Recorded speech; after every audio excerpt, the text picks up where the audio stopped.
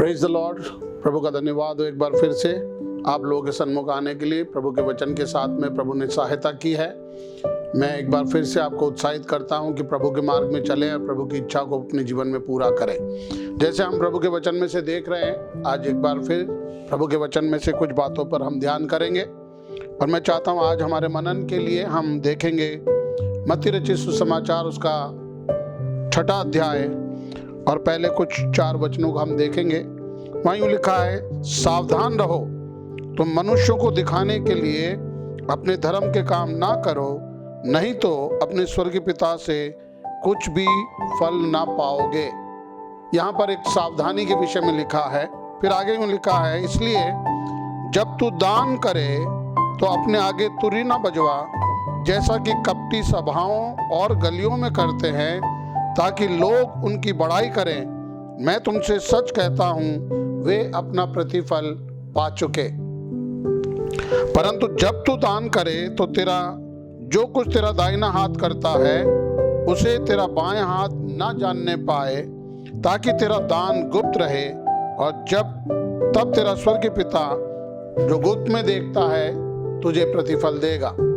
यहाँ पर एक सावधानी के विषय में लिखा है और आज शाम को थोड़ा समय इस पे हम मनन करेंगे।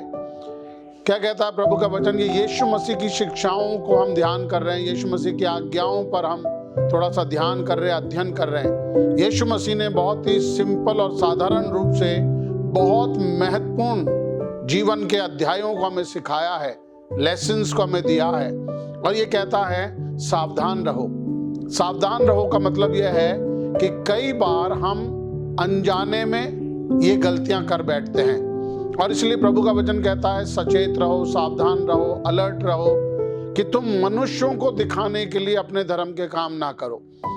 क्योंकि अगर तुमने ऐसा किया तो तुम अपना प्रतिफल तुमने पा लिया, और फिर अपेक्षा मत करो कि परमेश्वर की ओर से तुम्हें कोई प्रतिफल मिलेगा, उस काम का फल तुम्हें मिलेगा।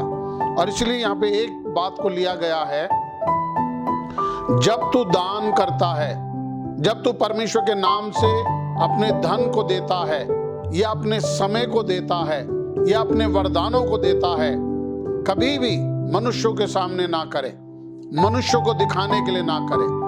आज हम जो देखते हैं, कलीसिया में देखते हैं, बाहर भी हम देखते हैं, हर एक जगह हम ये देखते हैं कि जहां पर लोग इकट्ठे हैं, अगर सभा में सारे चर्च के लोग इकट्ठे हैं, हर एक आदमी बजाना चाहता है, हर एक आदमी गाना चाहता है, हर एक आदमी परफॉर्म करना चाहता है, ताकि बड़ी भीड़ उनको देखे और उनकी प्रशंसा करे। जब अकेले में होते हैं, जब प्रैक्टिस का टाइम होता है, लोग इतना इंटरेस्ट नहीं लेते।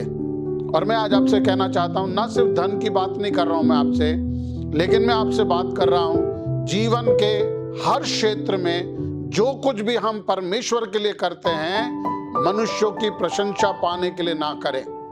हमेशा याद रखना, अगर आपका विचार या आपकी विचारधारा ये है कि मैं परमेश्वर के लिए जो काम कर रहा हूं उसे केवल परमेश्वर ही देखे और जाने, तब आपके काम पर परमेश्वर की आशीष होती है। सो आज शाम को ये सिंपल बातें मैं आपके सामने रख देना चाहता हूं।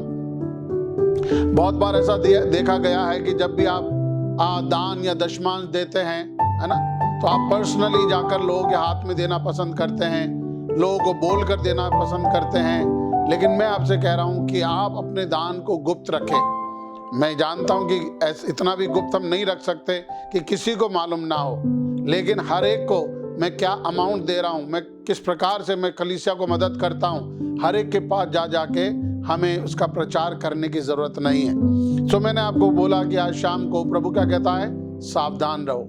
सावधानी का मतलब यह है, कभी कभी अगर हम सावधान नहीं रहते तो धीरे से हम अपने आप को इस जाल में या इस भंवर में फंसा हुआ पाते हैं। और ये मेरे जीवन का अनुभव है 40 साल की सेवकाई में, कि बहुत बार ऐसा होता है कि अनजाने में भी हम मनुष्यों को प्रसन्न करने के लिए या मनुष्यों को दिखाने के लिए कभी कभी हमारे काम होने लगते हैं। चाहे हम चर्च की सफाई करें, या हम कोई भी छोटा सा एक काम करने लगते हैं, कभी कभी हम श्रम दान करते हैं, कभी कभी हम खाना बनाते हैं, तो हम क्या करते हैं, हम बहुत जल्दी से वीडियो खींचते हैं, और वीडियो खींच करके उसको हम व्हाट्सएप पे डाल देते हैं। सब लोग उसको देखो कि भाई मैं झाड़ू लगा रहा हूँ, देखो पादरी साहब झाड़ू लगा रहे, देखो ये फलाना लीडर, देखो ये बैंक मैनेजर झाड़ू लगा रहा है।